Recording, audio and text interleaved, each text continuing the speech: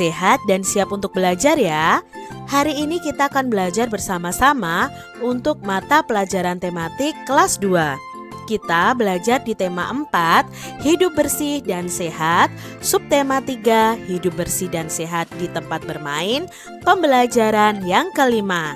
Mari adik-adik kita belajar dengan penuh semangat ya. Adik-adik, Dayu dan teman-teman bermain di halaman rumah. Kebersihan lingkungan harus diperhatikan sebelum bermain. Perhatikan percakapan Dayu dan teman-temannya. Teman-teman, sebelum bermain, mari kita bersihkan dulu tempat ini. Setuju, daun-daun ini harus kita bersihkan. Sampah dedaunan harus dikumpulkan karena bisa diolah menjadi pupuk kompos. Setuju, kata Siti. Nah adik-adik, ini adalah percakapan Dayu dan teman-temannya sebelum bermain. Mereka akan membersihkan tempat mereka bermain terlebih dahulu karena banyak daun-daun yang berserakan. Berdasarkan percakapan tadi, kita akan menjawab beberapa pertanyaan yang ada. Yang pertama, apa isi percakapan Dayu dan teman-temannya? Ya, isinya adalah mereka akan membersihkan tempat bermain mereka yang kotor. Kegiatan apa yang dilakukan Dayu dan teman-teman sebelum bermain? Mereka akan membersihkan tempat bermainnya bersama. Pertanyaan yang ketiga, mengapa kegiatan itu harus dilakukan? Mengapa harus membersihkan tempat bermain sebelum kalian bermain adik-adik? Ya supaya mereka merasa nyaman saat bermain adik-adik. Jadi merasa nyaman dan aman saat bermain. Berikutnya, apakah kamu setuju dengan kegiatan Dayu dan teman-teman? Tentunya setuju ya adik-adik, karena itu salah satu kegiatan menjaga kebersihan. Dapat diolah menjadi apakah sampah dedaunan yang dikumpulkan? Ya, sampah dedaunan yang dikumpulkan bisa dibuat pupuk kompos. Nah, pupuk kompos ini pupuk organik adik-adik. Jadi sangat bagus untuk tanaman. Adik-adik, temukan kata yang dibentuk pada tabel dengan makna berikut. Nah, di sini ada 3 makna. Lalu kita akan mencari tahu ini makna dari kata apa sih? Yang pertama, pupuk campuran dari daun dan kotoran hewan yang telah membusuk. Tadi disebut pupuk apa ya adik-adik? Ya, disebut pupuk kompos. Jadi kompos itu pupuk campuran dari daun dan kotoran hewan yang telah membusuk. Yang kedua, bagian tumbuhan yang indah berwarna cerah. Ayo, bagian tumbuhan yang indah dan berwarna cerah? Bunga. Nah, itu pengertian dari kata bunga, yaitu bagian tumbuhan yang indah berwarna cerah. Yang ketiga, bagian tumbuhan yang berhelai-helai dan melekat pada ranting. Ya, jawabnya adalah daun. Itu tadi 3 kata beserta makna atau artinya. Kesehatan dan keselamatan ketika bermain perlu diperhatikan. Kebersihan lingkungan wajib diperhatikan sebelum bermain. Jika ada sampah dan kotoran hewan harus dibersihkan terlebih dahulu. Kotoran hewan jika terinjak dapat membuat kaki kita gatal adik-adik. Kaki yang gatal akan membuat kegiatan kita terganggu. Keselamatan dalam bermain itu juga harus diperhatikan. Jika ada benda tumpul atau benda tajam harus segera disingkirkan. Misalnya saja nih adik-adik, ada duri atau potongan kayu yang tajam. Karena apa? Duri dan potongan kayu yang tajam bisa melukai kaki kita. Kalau melukai kaki kita, maka kegiatan bermain pun akan terganggu. Oleh sebab itu, kesehatan dan keselamatan bermain harus selalu diperhatikan. Nah, perhatikan gambar Dayu dan teman-temannya sedang bergotong royong membersihkan tempat bermain mereka. Mereka mengumpulkan ranting-ranting, lalu daun-daun yang berserakan mereka sapu, mereka buang ke tempat sampah. Nah, cara menjaga kebersihan lingkungan sebelum bermain. Di sini Kak Citra menyebutkan ada 3 cara. Kalian bisa tambahkan ya. Yang pertama, menyapu tempat bermain, membuang sampah ke tempat sampah, membersihkan genangan air di tempat bermain, membuang benda-benda tajam atau benda-benda tumpul yang bisa melukai tubuh kita. Nah, itu juga bisa kalian tambahkan. Coba adik-adik buat 5 saja cara menjaga kebersihan lingkungan sebelum bermain. Bermain akan aman jika lingkungan bersih. Sebelum bermain, kita harus melenturkan tubuh terlebih dahulu. Tentu kamu masih ingat cara melenturkan tubuh. Melenturkan tubuh dapat dikembangkan dalam bentuk permainan. Misalnya permainan mengoper bola beruntun dari belakang ke depan. Kalau pada pembelajaran sebelumnya itu mengoper bolanya dari depan ke belakang. Sekarang mengoper bolanya dari belakang ke depan adik-adik. Nah, cara bermainnya bagaimana? Cara bermainnya seperti ini. Buatlah 2 regu berbaris berbanjar saling berhadapan. Setiap regu minimal beranggotakan 4 siswa. Sikap awal setiap regu berdiri menggunakan lututnya. Jadi seperti ini adik-adik berdirinya. Operlah bola kepada teman yang ada di depanmu. Jadi dari belakang dioper ke depan. Peganglah bola oporan teman di belakangmu. Caranya liukkan badan ke samping ke arah datangnya bola. Jadi kalian bisa meliukkan badan kalian ke samping untuk menerima operan bola dari teman kalian.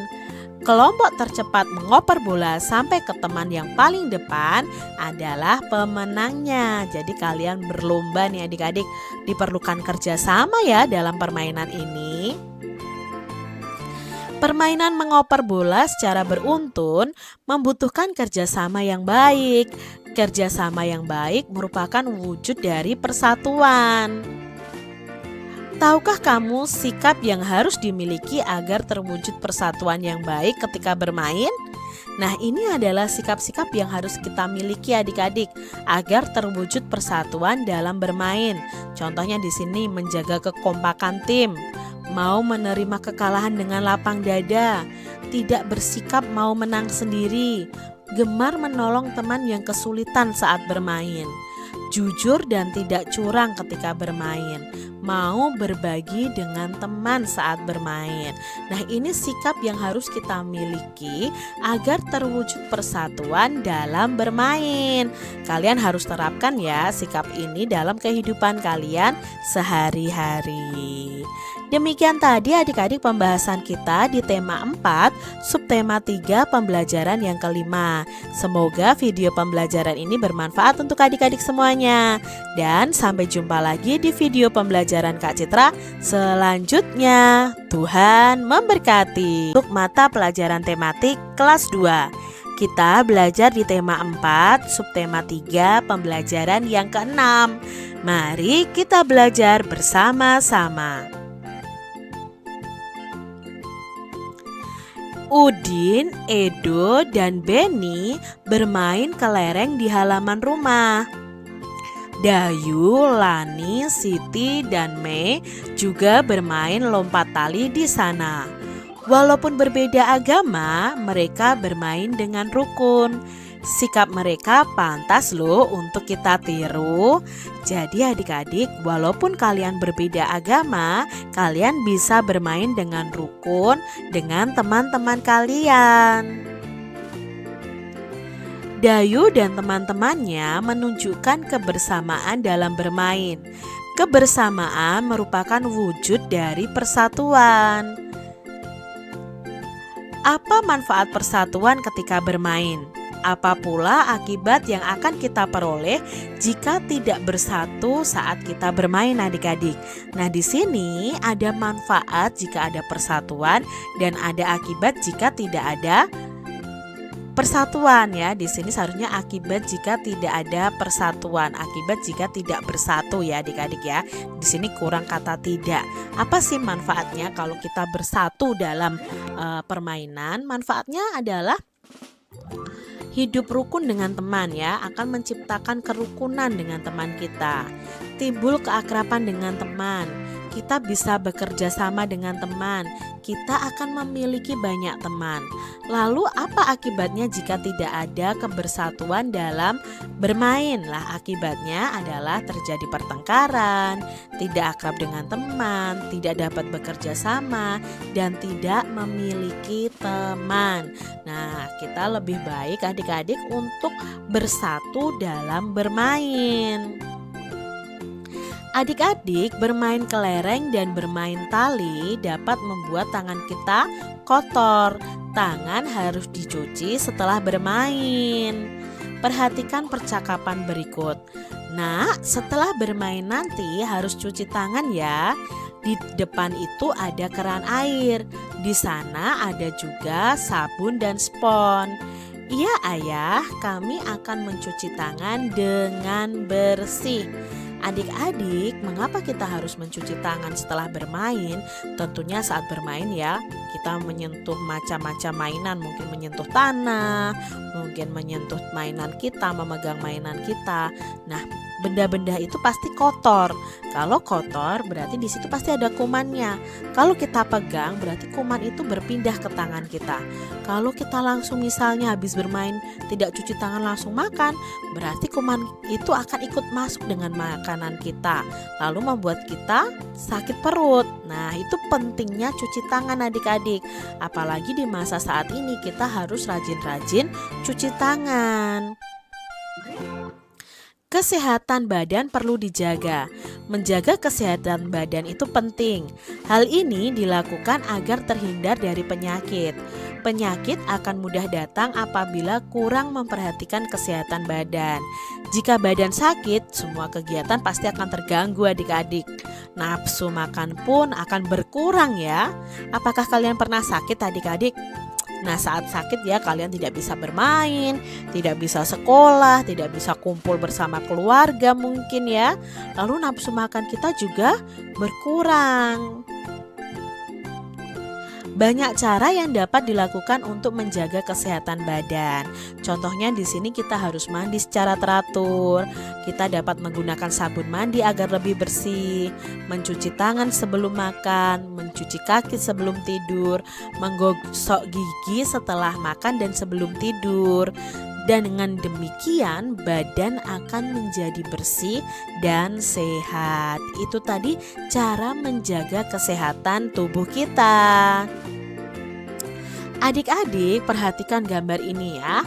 Di sini ada 3 gambar cara menjaga kesehatan dan kebersihan tubuh kita. Caranya yang pertama apa? Mencuci tangan sebelum makan, setelah buang air besar, dan setelah melakukan aktivitas. Menggosok gigi sebelum tidur dan setelah makan. Mandi sekurang-kurangnya itu 2 kali dalam 1 hari.